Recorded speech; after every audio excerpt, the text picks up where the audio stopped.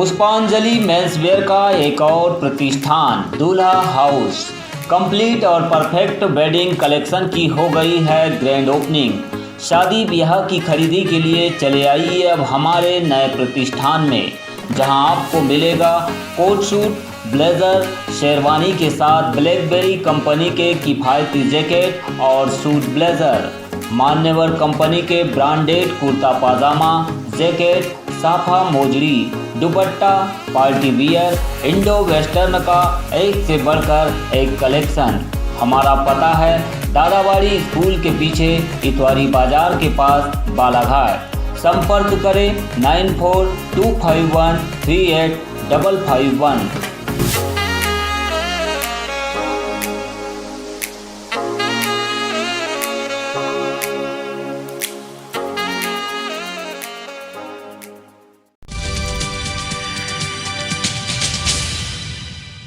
24 अप्रैल 2021 को प्राप्त रिपोर्ट में बालाघाट जिले के 86 मरीजों के सैंपल कोरोना पॉजिटिव पाए गए हैं। इस प्रकार जिले में कोरोना के एक्टिव मरीजों की संख्या 1202 हो गई है। राहत की बात है कि अब बड़ी संख्या में कोरोना पॉजिटिव मरीज ठीक हो रहे हैं।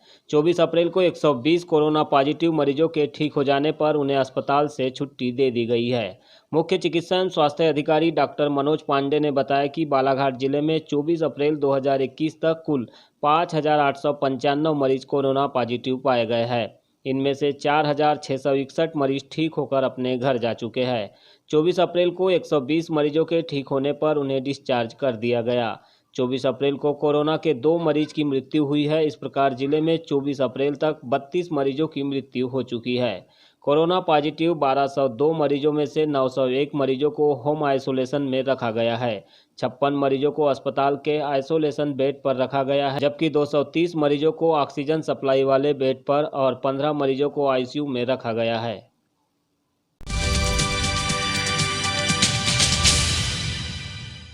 मध्य प्रदेश शासन के आयुष मंत्री रामकिशोर नानोकावरे ने 24 अप्रैल को Sardar Patel multi speciality hospital Gaikhuri में निर्माणाधीन कोविड केयर सेंटर की तैयारियों का जायजा लिया और इस नए कोविड केयर सेंटर में उपलब्ध होने वाली सुविधाओं के संबंध में सरदार पटेल विश्वविद्यालय के कुलाधिपति दिवाकर सिंह एवं हॉस्पिटल संचालित करने वाले स्टाफ से चर्चा की। इस दौरान कलेक्टर दीपक आर्य भी मौजूद रहे। Sardar Patel multi speciality hospital Gaikhuri में 100 बेड का ऑक्सीजन एवं आईसीयू की सुविधा युक्त कोविड केयर सेंटर बनाया गया है। इस सेंटर में एमबीबीएस एमडी डॉक्टरों की टीम एवं उच्च प्रशिक्षित पैरामेडिकल स्टाफ अपनी सुविधाएं देगा। उम्मीद है कि जल्द ही यह सेंटर बनकर तैयार हो जाएगा और बालाघाट जिले के नागरिकों को इसकी सुविधाएं मिलना प्रारंभ हो जाएगी। यह कोविड केयर सेंटर अपने आप में ही उम्दा एवं उच्च क्वालिटी युक्त कोविड केयर सेंटर होगा।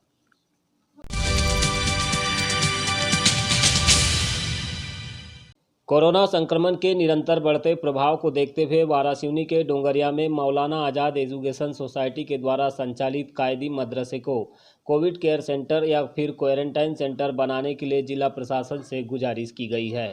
इस आशय का एक ज्ञापन मदरसे के अध्यक्ष हजरत मौलाना गुलाम मोहम्मद वस्तानवी साहब के आदेश से सचिव डॉक्टर फारूक अंसारी एवं एडवोकेट सुलेमान खान के सहयोग से प्रबंधक मौलाना रिजवान इसाती ने कलेक्टर बालाघाट को सौंपा है। बताया गया कि मदरसे में 12 बाई 12 के 15 कमरों की एक बिल्डिंग है एवं 2-2 माले की 2 बिल्डिंग है, जिसमें 16 बाई 18 के 20 कमरे हैं। इस प्रकार कुल 35 कमरे हैं तथा 22 टॉयलेट और 16 बाथरूम एवं बिजली पानी की उत्तम व्यवस्था है। 14 फैमिली क्वार्टर भी मदरसे में मौजूद है, जिसमें 7 क्वार्टर खाली है। इसके अलावा मस्जिद का बड़ा प्रांगण भी है। यदि जिला प्रशासन मदरसे को कोविड केयर सेंटर में तब्दील करता है तो मदरसा भवन देने के साथ ही मानवीय संवेदनाओं के चलते अन्य सहयोग भी प्रदान किया जाएगा।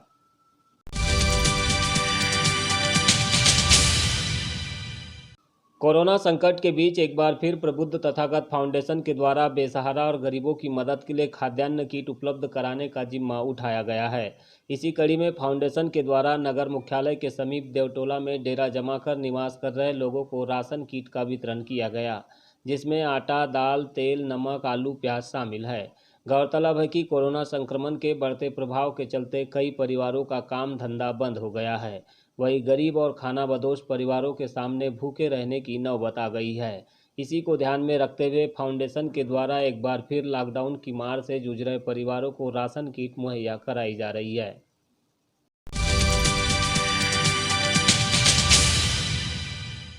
कोरोना संकट के बीच भी जिले में रेत का अवैध कारोबार जमकर फल फूल रहा है। मुख्यालय से 5 किलोमीटर दूर ग्राम खैरी में करीब 25,000 ट्राली रेत का अवैध डंप किया गया, जिसे लेकर पूर्व सांसद कंकर मुजारे ने रेत कारोबारी राजेश पाठक और शासन प्रशासन पर आरोप लगाते हुए करोड़ों की रेत चोरी का आरोप लगाया है। उन्होंने बताया कि खैरी घाट में श्री घाट से गाड़ा घाट तक लगभग आधा किलोमीटर दूरी तक 25 फीट गहराई कर अवैध रेत निकाली गई है। इस कार्य में राजेश पाठक के द्वारा कल्लू खटीक को रॉयल्टी काटने का जिम्मा दिया गया है। लगभग 8 दिन पहले ही जिला प्रशासन और माइनिंग अधिकारी के द्वारा राजेश पाठक को नियम विरुद्ध खैरी गांव में नदी के किनारे से रेत डंप करने की अनुमति दी गई है, जबकि नियम अनुसार नदी के किनारे 8 किलोमीटर के बाद ही रेत का डंप किए जाने की स्वीकृति दिया जाना चाहिए था, लेकिन ऐसा नहीं हुआ है। उन्होंने मांग की है कि इस पूरे मामले की आर्थिक अन्वेषण ब्यूरो से अतिशीघ्र जांच कराकर सख्त कार्रवाई की जाए। बर्बाद कर दिया गया है, और जबकि खैरी जो है, ये खैरी घाट जो है नीलाम नहीं है, यहाँ चोरी कराया जा रहा है। और 400 रुपये 450 रुपये में उनको एक राजेश पाठक जो है रेत माफिया उनको रेट देता है 450 रुपये, और वो वहाँ पे डंप कराते जा रहा है, यहाँ भी डंप करा रहा है, और वो खैरी गांव के पास भी डंप ले लिया। उसको डंप भी अवैध रूप से स्वीकृत करके दे दिया है, जबकि नदी से 8 किलोमीटर के बाद ही डंप की स्वीकृति दी जाती है। लेकिन खैरी गांव में जो है ना डंप दिया, यहाँ से मुश्किल से 2.5 किलोमीटर होगा नदी किनारे से। तो ये मिलजुल करके पूरा रेत की चोरी करवा रहे हैं। यहाँ पे कलेक्टर चोरी करा रहा है, एसपी चोरी करा रहा है, और ये मनमाना देखिए कितना बड़ा डंपर, देखने से लगता है कि ये क्या है। कोई प्रशासन है नहीं, कोई शासन है नहीं, या कितनी बात कर ले। ये देखिए आप कितना बड़ा डंप यहाँ पड़ा हुआ पूरा, जहाँ नजर जाती वहाँ पे रेत का डंप पड़ा, जहाँ नजर जाती नजर नहीं पहुँच पा रही है, जहाँ देख रहे रेत की डंप देखने में पूरा मैदान भर दिया पूरा ये। और अभी ये चोरी काम चालू है। तो इस तरीके से ये मनमाना यहाँ पर हो रहा है, और इसको कोई भी रोक नहीं रहा है, और बेखौफ होकर चोरी कर रहा है रेत माफिया। ये राजेश पाठक ये चोरी करा रहा है रेतों की, गांव के ट्रैक्टरों से मिलकर उनको चोरी कराने में लगाया हुआ है। चोर और पूरे गांव के लोगों को चोर बना रहा है कि आप चोरी करो, तुम भी पैसा कमाओ, हम भी पैसा कमाएंगे।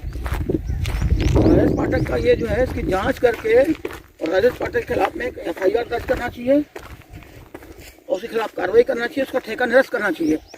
आप देख सकते हैं ये पूरा आगे भी दिख रहा है। ये जो है, यहाँ एक समय वो फटाखा फैक्ट्री थी, जहाँ पे करीब 26-27 मजदूरों की मौत हो गई थी। इसके लिए पूरी तरह से जिम्मेदार है प्रशासन, माइनिंग अधिकारी। इसलिए मैं फिर से ये बात कह रहा हूँ कि कलेक्टर ये जो दीपक आर्य है, और SP जब तक यहाँ पर है अभिषेक तिवारी, इन लोगों के रहते बालाघाट का सर्वनाश हो जाएगा। नदियाँ मिट जाएंगी, नदियाँ बर्बाद हो जाएंगी, नदियाँ समाप्त हो जाएंगी, पानी का संकट आ जाएगा, पीने का पानी का संकट आ जाएगा, और गांव में सिंचाई के लिए नहीं लगे, खेत में पानी, कुएं में पानी नहीं मिलेगा, और आने वाली हमारी जो पीढ़ी है वो उनके लिए कुछ बचेगा नहीं, उनके भविष्य के लिए कुछ बचेगा नहीं। ये बर्बादी हो रही है मिल करके, और करोड़ों रुपए की रेत की चोरी हो रही है। यहाँ जो रेत रखी हुई है, ये 1 करोड़ रुपए की रेत है, पूरा दिख रहा है आपको। तो इतना मनमाना यहाँ पे हो रहा है, कोई इस पे सुनने वाला नहीं, कोई बोलने वाला नहीं है इस पे। जबकि ये खैरी घाट जो है स्वीकृत घाट नहीं है। इतना बड़ा डंप कैसे हो गया? तो यहाँ का जो माइनिंग इंस्पेक्टर है, या माइनिंग अधिकारी है, कलेक्टर है, ये SP है, पुलिस है, और बालाघाट से मुश्किल से ये जहाँ पे हम लोग खड़े हैं, ये मुश्किल से यहाँ से 7 किलोमीटर पे है, खैरी गाँव से 2 किलोमीटर पे है। तो उसके बाद इसको नहीं रोक पा रहे हो, इसको पकड़ नहीं पा रहे हो। तो इसका मतलब साफ साफ है कि वो मिले हुए हैं, राजेश पाठक रेत माफिया से मिले हैं, और जो आयुष मंत्री है रामकिशोर कावरे, उसके लोग इसमें शामिल हैं, उसका भाई शामिल है, वो भी संरक्षण उसको दिया हुआ है रेत माफिया के चोरों को। तो सब लोग इसमें शामिल है, कोई कार्रवाई नहीं हो रही है।